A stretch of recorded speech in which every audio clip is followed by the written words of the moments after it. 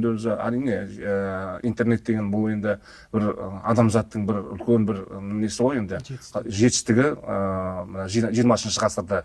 Бірақ сонда да осы интернет проблема болып жатыр. Өйткені көп осы жастарымыз осы интернет экстремистік сайт арқасында осы деструктивный ағымына кетіп жатқандар бар.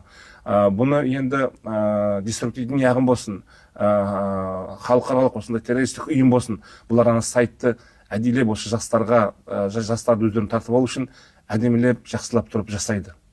Оны көргеннен кейін ана жас қыз болсын, жас жігітіміз болсын, әркім көргеннен кейін сол жаңағы жасалған ролик әрине сол бір көргеннен кейін әлгі жастардың арасында сұрақ туындайды. Өйткені бір ғой әлгі ролик солай жасалғанда сұрақ туындасын деп. Өйткені көріп алғаннан кейін қызықтырсын дейді.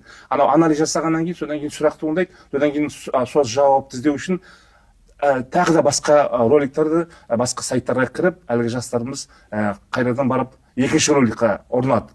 Екінші роликті көреді, оны көріп шығады, аяқ кезінде тағы да бір сұрақ туындайды. Сол үшінші сұраққа жауап табу үшін тағы да ролик іздейді, тағы да әлгіге жауап іздейді, барады үшінші сайтқа ұрынады.